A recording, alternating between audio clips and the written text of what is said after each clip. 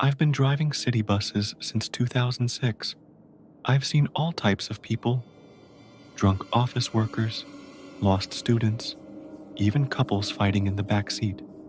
But in all those years, there's one night I'll never forget.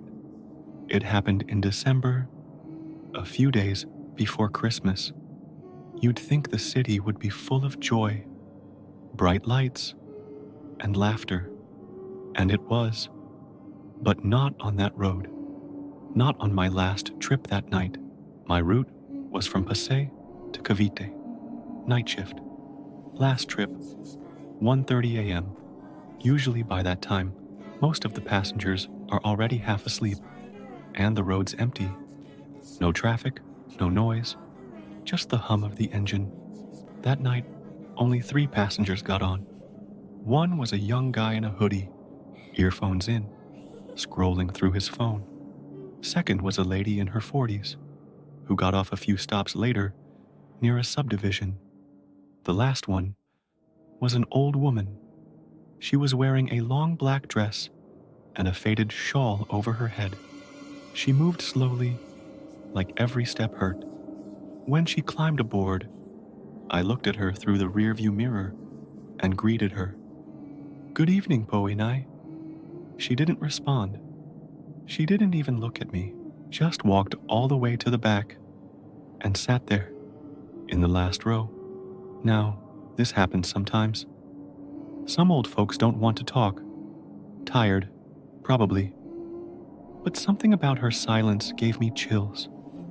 It was the kind of silence that felt heavy, like it didn't belong. The young guy glanced at her once, then looked away quickly.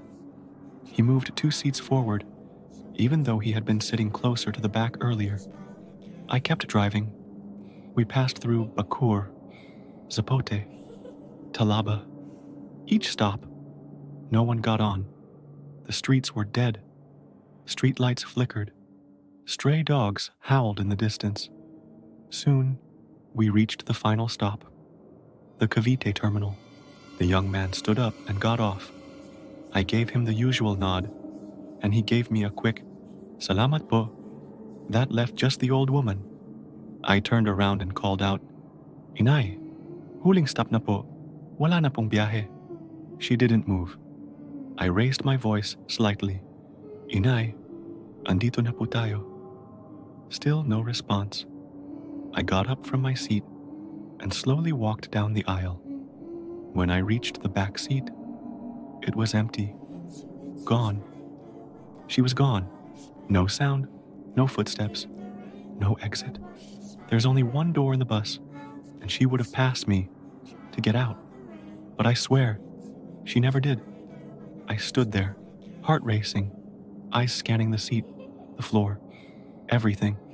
Not a single trace she'd ever been there. Not even a shadow. I rushed back to the front and checked the bus CCTV. Thank God for that camera. I rewound the footage. She was there, getting on, walking slowly, sitting at the back. But here's what made my stomach drop. When she passed the camera, her face was blurred. Not pixelated, blurred. Like the camera refused to show it. I kept watching. The entire ride, she never moved, never twitched. Just sat there, hands folded on her lap, facing forward, and something else. The young guy, the one in the hoodie, he kept glancing at her. He saw something I didn't. I was so disturbed, I called him the next day. He was a regular passenger. I got his number from the terminal manager. When I asked him what he saw, he hesitated. Then he said, "Kuya, di ko na lang pinansin. Pero nung tiningnan ko siya, wala siyang mukha. Walang mata. Parang itim na butas lang yung buong ulo niya. Tapos, ngumiti pa siya sa akin." I didn't know what to say. He ended the call quickly after that. I haven't seen that young man again. I asked around. Some older drivers say that late at night, around 1 or 2 a.m., there's always a story about an old lady in black getting on the last bus, but never getting off. They say she was a mother once.